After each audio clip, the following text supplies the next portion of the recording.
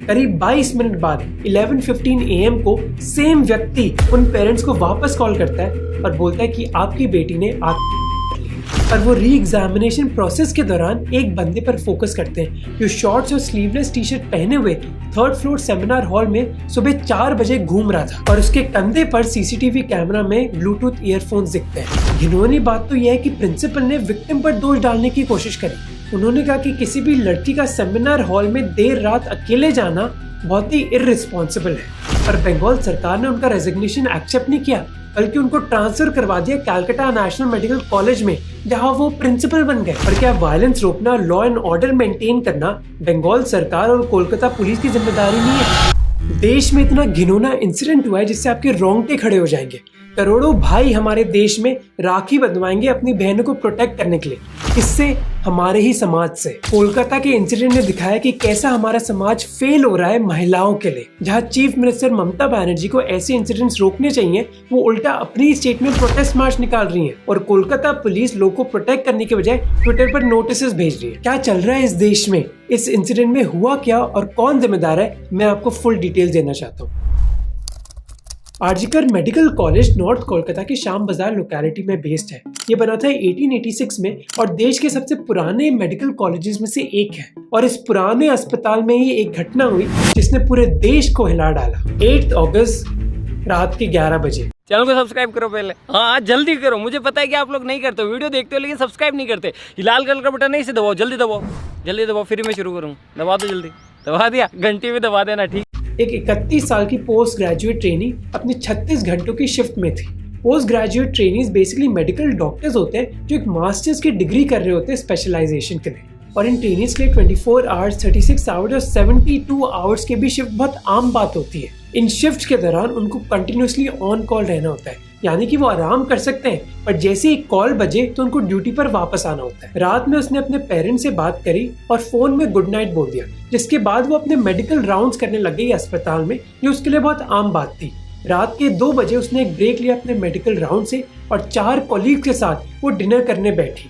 एक इंटर्न, एक house staffer और 2 और पोस्ट ग्रेजुएट ट्रेनी। कॉलेज के पल्मोनोलॉजी डिपार्टमेंट के 3rd फ्लोर सेमिनार हॉल में उन्होंने खाना ऑर्डर किया और फिर वो टीवी पर ओलंपिक्स देखने लग गए, जहाँ वो नीरज चोपड़ा को सपोर्ट कर रहे थे। वो नीरज को सपोर्ट कर रहे थे और उस दिन उसने सिल्वर मेडल भी जीता। सेमिनार रूम 40 बाय 30 फीट का एक कमरा है जहाँ 50 लोग बैठ सकते हैं और इस सेमिनार रूम में घुसने के लिए आपको 3rd फ्लोर की लिफ्ट से एक कॉरिडोर को पास करना पड़ता है जहाँ सीसीटीवी कैमरास इंस्टॉल थे।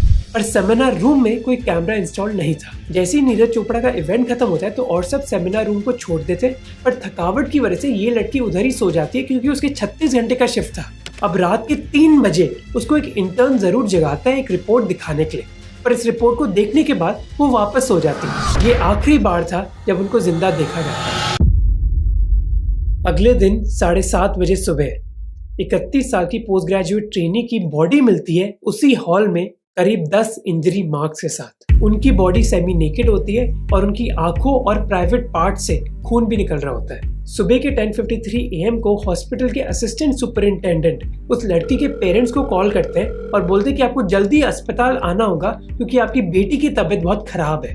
करीब 22 मिनट बाद 11:15 AM को सेम व्यक्ति उन पेरेंट्स को वापस कॉल करता है और बोलता है कि आपकी बेटी ने ली है। उसके बाद तो लोग बोल ही दिया जो आपका लड़की दिया, आप लोग जल्दी आइए। विक्टिम के एक फैमिली मेंबर ने बताया कि अस्पताल ने लड़की के पेरेंट्स को 3 घंटे वेट करवाया बॉडी देखने से पहले। वहाँ हमको 3 घंटा खड़े रखा और जब ये परमिशन दी भी गई तो पिताजी को कहा गया कि आप बस अंदर जाके एक फोटो ले सकते हो, उसके बाद आपको बाहर आना है। जब पिताजी ने अपनी लड़की की कंडीशन देखी वो बिल्कुल टूट गए।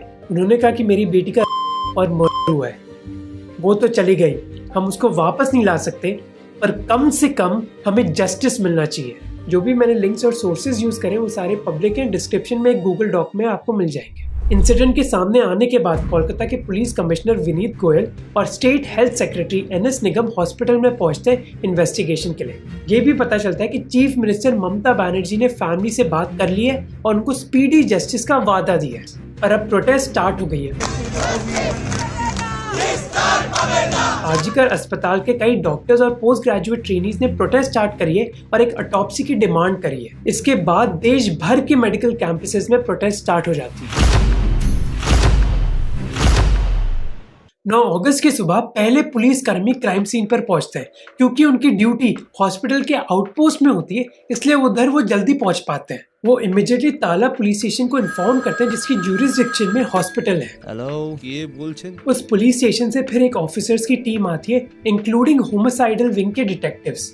सुबह के 11:30 बजे फोरेंसिक डिपार्टमेंट के एक्सपर्ट्स भी उधर पहुंचते हैं और एक केस रजिस्टर किया जाता है अननेचुरल डेथ का। पर फैमिली की पुलिस कंप्लेन के बाद केस को बदल दिया जाता है रेप और मर्डर केस में। फिर पुलिस की टीम हॉस्पिटल के एक कमरे में 15 कंप्यूटर स्क्रीन इंस्टॉल करती है और सारी सीसीटीवी फुटेज चेक करने लग जाती है, जिसके बाद इन्वेस्टिगेशन स्टार्ट होती है। उस रात 5 लोग नाइट ड्यूटी पर होते हैं। उन सभी को सेपरेट किया जाता है और एक एक करके इंटरोगेशन करी जाती है। क्योंकि उन 5 लोगों की स्टेटमेंट्स एक जैसी होती है, इस वजह से वो पुलिस की निगरानी से बाहर आ जाते हैं। पर वो री एग्जामिनेशन प्रोसेस के दौरान एक बंदे पर फोकस करते हैं जो शॉर्ट्स और स्लीवलेस टी शर्ट पहने हुए 3rd फ्लोर सेमिनार हॉल में सुबह 4 बजे घूम रहा था और उसके कंधे पर सीसीटीवी कैमरा में ब्लूटूथ ईयरफोन्स दिखते हैं। ये डिटेल इंपॉर्टेंट है, थोड़े टाइम बाद आपको पता चलेगा क्यों। हॉस्पिटल आउटपोस्ट का एक पुलिस ऑफिशियल इस बंदे को आइडेंटिफाई करता है। इसका नाम है संजय रॉय।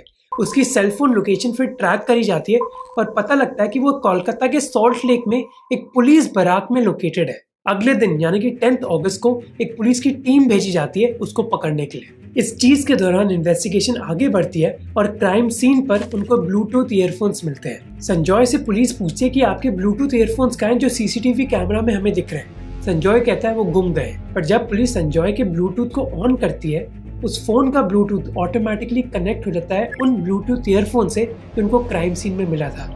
इसके बाद पुलिस रिकॉर्ड में संजय सस्पेक्ट नंबर 1 हो जाता है और उसकी इंटेरोगेशन स्टार्ट हो जाती है। वारदात की रात जब पहली बार संजय हॉस्पिटल घुसा था तो उसने दारू पी रखी थी। वो रात के 11 बजे फिर हॉस्पिटल को छोड़ता है और दारू पीने के लिए और वापस आता है सुबह के 4 बजे। कोलकाता पुलिस ने कहा है कि संजय ने कन्फेशन कर ली है, पर इन्वेस्टिगेशन में एविडेंस के लिए उन्होंने संजय की बॉडी पर कई इंजरी मार्क्स भी देखे और उन्होंने विक्टिम के नाखून से जो स्किन के सैंपल्स मिले वो भी संजय के डीएनए सैंपल से मैच करने की कोशिश करी है। ऑफिशियल फोरेंसिक रिपोर्ट अभी तक रिलीज हुई नहीं है। पर संजय रॉय है कौन? संजय को उसका परिवार इंक्लूडिंग माँ, बहन और पड़ोसी एक कलंक बुलाते हैं। उसकी 2 बहनें, बड़ी बहन एक असिस्टेंट सब इंस्पेक्टर है कोलकाता पुलिस में और दूसरी बहन एक सिविक वॉलंटियर है। उसकी एक बहन ने कहा कि मैं उसके बारे में बात बिल्कुल नहीं करना चाहती क्योंकि वो हमारे परिवार के इतिहास में एक कलंक है। मैं उसके बारे में एक ढंग की चीज भी नहीं कह सकती। अगर उसको फांसी भी दी गई तो हम उसकी बॉडी तक कलेक्ट करने नहीं आएंगे। संजय ने 2019 में कोलकाता पुलिस के डिजास्टर मैनेजमेंट ग्रुप को as a civil volunteer join किया था। सिविल वॉलंटियर्स बेसिकली वो लोग होते हैं जो पुलिस की ट्रैफिक मैनेजमेंट या फिर डिजास्टर रिस्पॉन्स में मदद करते हैं। वो कॉन्ट्रैक्ट वर्कर्स होते हैं और महीने के उनको 12,000 मिलते हैं। वो ऑफिशियली कोलकाता पुलिस के नहीं होते, पर संजय अपने आप को ऑफिशियली कोलकाता पुलिसमैन की तरह ही इंट्रोड्यूस करता था। इनफैक्ट उसकी बाइक में भी कोलकाता पुलिस का एक स्टिकर था। और ये पहली बार नहीं था जब संजय आरजीकर कैंपस आया था। 2 साल पहले वो उधर एक बावर्ची था, पर फिर वो 2 साल के लिए गायब हो गया और जब वो वापस आया उसने इंट्रोड्यूस किया अपने आप को कोलकाता पुलिस की तरह। हॉस्पिटल स्टाफ ने बताया कि संजय उधर आता रहता था और वो प्रिंसिपल संदीप घोष के क्लोज भी था। इनफैक्ट संजय ने ये चीज यूज भी करी थी पैसा कमाने के लिए। वो पेशेंट से पैसा लेकर उनको वादा करता था कि वो हॉस्पिटल में उनको भर्ती करा देगा। अभी संजय एक सस्पेक्ट ही है क्योंकि ऑफिशियल फोरेंसिक रिपोर्ट नहीं आई है। इस वजह से सीबीआई या फिर पुलिस इन्वेस्टिगेशन में कोई कंक्लूसिव एविडेंस नहीं मिला है संजय के अगेंस्ट। पर यह कोई पहली पुलिस कंप्लेंट नहीं है संजय के खिलाफ। 13 मई 2023 को उनकी बीवी ने एक पुलिस कंप्लेंट फाइल करी थी क्योंकि जब वो 3 महीने प्रेग्नेंट थी तब संजय ने उनको पीटा था। उसके 1 साल पहले 8 अगस्त 2022 को एक और पुलिस कंप्लेंट फाइल हुई थी संजय के खिलाफ ऐसी चीज पर पुलिस ने उसके खिलाफ कोई एक्शन नहीं लिया। इनफैक्ट वो पुलिस के साथ एज ए सिविक वॉलंटियर काम करता रहा। दुर्गा देवी जो संजय की सास है, उन्होंने कहा कि वो उनकी बेटी को पीटता रहता था और अगर तब पुलिस ने उसके खिलाफ एक्शन लिया होता तो शायद आज ये इंसिडेंट होता ही नहीं। ये बिहेवियर रेपिस्ट के अंदर बहुत आम बात है। याद रखना कि रेप सेक्स के बारे में नहीं है बल्कि पावर और कंट्रोल के बारे में। रेपिस्ट के अंदर कोई सॉरी की फीलिंग भी नहीं होती, उल्टा वो दोष डालते विक्टिम पर ही। जैसे देखिए कि मुकेश सिंह जिनको फांसी की सजा दी गई थी निर्भया कांड में, वो क्या बोलते हैं। ताली कभी एक हाथ से नहीं बजती, दोनों हाथों से बजती है। ये चीज़ देखी जाए। अगर कोई शरीफ लड़की होती है रात को 9 बजे मतलब नहीं घूमती है, लड़के भी उतना उससे ज़्यादा जिम्मेदार है रेप के लिए, ये लड़के हैं उससे ज़्यादा। मैंने 3 महीने पहले एक फुल वीडियो रिलीज किया था रेपिस्ट की साइकोलॉजी के बारे में, तो इस वीडियो के बाद आप इस वीडियो को जरूर देखना। डिस्क्रिप्शन और पिन कमेंट में आपको लिंक मिल जाएगा। संजय के पकड़े जाने के बाद भी कई लोग खुश नहीं है, क्योंकि उनका कहना है कि संजय ने अकेले काम नहीं किया, बल्कि जो रियल कल्प्रिट है उसको छिपाया जा रहा है। क्योंकि जो ऑटोप्सी रिपोर्ट में शॉकिंग डिटेल्स थी, उसने ये दिखाया कि ये करतूतें एक आदमी की हो नहीं सकती। 9 अगस्त शाम के 4:40 PM जो रिपोर्ट हुई, उसने दिखाया कि मैट्रेस पर कई बाल पाए गए। इसके अलावा उस रिपोर्ट में कई ग्रूसम डिटेल्स हैं जिनको मैं डिस्कस नहीं करना चाहता इस वीडियो में, जैसे कई एक्सटर्नल इंजरीज जो बॉडी में पाई गई।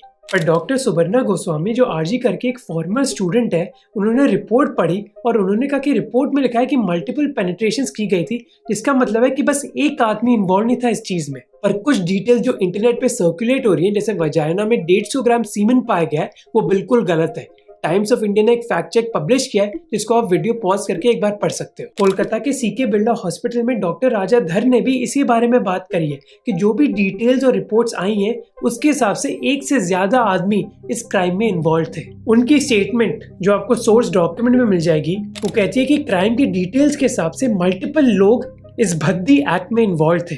इसी वजह से इन्वेस्टिगेशन अभी कंप्लीट नहीं हुई है, पर जो माहौल था वो ममता बनर्जी सरकार के खिलाफ चले जाता है जब लोगों को पता चलता है कि सरकार ने कॉलेज के प्रिंसिपल के साथ क्या किया है। आरजी करके प्रिंसिपल है संदीप घोष। जैसे मैंने आपको पहले बताया था कि विक्टिम की फैमिली को बताया गया कि लड़की ने आत्महत्या करी है, क्योंकि प्रिंसिपल एडमिनिस्ट्रेटिव हेड होता है किसी भी कॉलेज का, इसलिए जिम्मेदारी तो प्रिंसिपल की होती है। और इसका अंदाजा लगाना बहुत ही मुश्किल है कि प्रिंसिपल का अप्रूवल लिया नहीं गया था विक्टिम की फैमिली को कॉन्टैक्ट करने से पहले। घिनौनी बात तो यह है कि प्रिंसिपल ने विक्टिम पर दोष डालने की कोशिश करी। उन्होंने कहा कि किसी भी लड़की का सेमिनार हॉल में देर रात अकेले जाना बहुत ही इररिस्पॉन्सिबल है। तो एक मेडिकल कॉलेज के प्रिंसिपल भी उन्हीं लोगों की तरह हैं जो दोष लड़कियों पर डालते हैं उनके अत्याचार के पीछे। इतनी घिनौनी चीज बोलने के बाद प्रिंसिपल के खिलाफ प्रोटेस्ट स्टार्ट हुई, पर उनके खिलाफ कोई एक्शन लिया नहीं गया।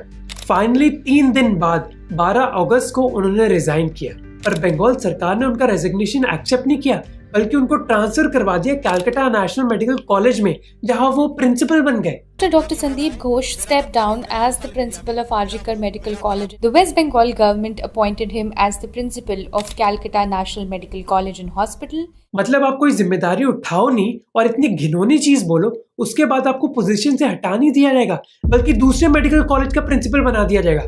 वाह भाई वाह। उल्टा उनकी नई अपॉइंटमेंट रोकने के लिए डॉक्टर, स्टूडेंट्स और जूनियर इंटर्न्स ने ऑफिस के दरवाजे ही बंद कर दिए ताकि ये प्रिंसिपल अपनी नई पोजीशन ना ले सके। तृणमूल कांग्रेस के 2 सीनियर मेंबर्स उधर स्टूडेंट्स को ठंडा करने के लिए गए। ये थे एमएलए स्वर्णा कमल और स्टेट मिनिस्टर जावेद अहमद खान। पर स्टूडेंट्स ने कहा कि आप हमें ठंडा करने के लिए क्या आए हो? अगर आपको इतनी परवाह है तो संदीप घोष को नया प्रिंसिपल क्यों बना दिया? संदीप घोष के तृणमूल कांग्रेस से बहुत क्लोज टाइज है और कई डॉक्टर्स ने यह आरोप लगाया कि वो हॉस्पिटल को चलाते थे जैसे उनका खुद का किंगडम हो वो। अख्तर अली जो आरजी करके फॉर्मर डेप्यूटी सुपरिंटेंडेंट थे, उन्होंने कहा कि संदीप सबसे करप्ट लोगों में से एक है। बहुत ही करप्टेड आदमी है वो। आरजीकर मेडिकल कॉलेज में स्टूडेंट लोगों को फेल कराना, टेंडर ऑर्डर देकर के 20% कमीशन लेना, मतलब आरजीकर में जो भी काम होता था सब जगह वो पैसा खाते थे। कई स्टूडेंट्स जिन्होंने संदीप के नीचे काम किया है वो कहते हैं कि ये प्रिंसिपल डिक्टेटर से कम नहीं है। एक मेडिकल इंटर्न ने इंटरव्यू में बताया कि डॉक्टर संदीप घोष कुछ भी कर सकता है तुम्हारे खिलाफ। वो अपने पॉलिटिकल कनेक्शंस यूज करता है स्टूडेंट्स को धमकी देने के लिए, अगर वो उनकी बात माने ना। कई स्टूडेंट्स को उसने फेल करवा दिया है क्योंकि उन्होंने अपनी आवाजें उसके खिलाफ उठाई हैं। विक्टिम की फैमिली के लॉयर ने कहा कि सरकार ने प्रिंसिपल को हटाने की बजाय ट्रांसफर कर दिया है। हम सरकार पर कैसे भरोसा कर सकते हैं? इसी वजह से कोर्ट ने केस को ट्रांसफर कर दिया था कि एक वीडियो वायरल हो रहा था। सेमिनार रूम जहां विक्टिम का रेप और मर्डर हुआ था, उसके पास वाला रूम सडनली रेनोवेट हो रहा था। एक स्टूडेंट प्रोटेस्टर ने पूछा कि क्राइम सीन के पास तोड़फोड़ क्यों स्टार्ट कर दी गई है जब इन्वेस्टिगेशन चल रही है। आपके कॉलेज में इतना बड़ा हादसा हुआ है, सीबीआई इन्वेस्टिगेशन स्टार्ट करने वाली है, तो फिर रेनोवेशन करने की क्या जरूरत है? क्या जल्दीबाजी है इस रेनोवेशन की? इसके अलावा सोशल मीडिया पर कई और अफवाहें फैलने लगी, जैसे एक सेक्स और ड्रग रैकेट उधर चल रहा था। क्योंकि कुछ डिटेल्स इतनी भद्दी और कॉन्क्रीट एविडेंस नहीं दिया गया किसी भी ऑफिशियल रिपोर्ट में, इसी वजह से ऐसी चीजों के बारे में मैं इस वीडियो में बात नहीं करूंगा। तो जो पूरी पब्लिक थी उनका ट्रस्ट चले गया था एडमिनिस्ट्रेशन से कि वो ढंग से इन्वेस्टिगेशन कर पाएंगे। 14 अगस्त को उन्होंने एक प्लान बनाया एक साइलेंट प्रोटेस्ट का। आजादी के दिन के पहले रिक्लेम द नाइट मार्चेस हुई देश भर में, ये दिखाने के लिए कि महिलाएं भी पब्लिक स्पेसेस में हिस्सा ले सकती। हम लोग सिर्फ रात को नहीं, हम लोग दिन में भी सुरक्षित नहीं है। दिन में भी हम लोगों के साथ विजिटिंग होता है। हम लोग अपना सुरक्षा चाहते हैं, हम लोग अपनी लड़कियों का सुरक्षा चाहते हैं और कुछ नहीं चाहते। ये प्रोटेस्ट देश भर में पीसफुल थी, पर सडनली आरजीकर अस्पताल के पास प्रोटेस्ट ने एक बहुत डेंजरस टर्न ले लिया। 12 बजने के बाद आरजीकर अस्पताल में वायलेंस देखने को मिला। कई अननोन लोगों ने बैरिकेड तोड़कर डॉक्टर्स को मैनहैंडल किया और हॉस्पिटल प्रॉपर्टी को तोड़ डाला। इमरजेंसी बेड्स जहाँ कई पेशेंट्स मौजूद थे उनको तोड़ा गया और मजबूरन डॉक्टर्स, नर्सेज और कई पुलिस ऑफिसर्स को भागना पड़ा।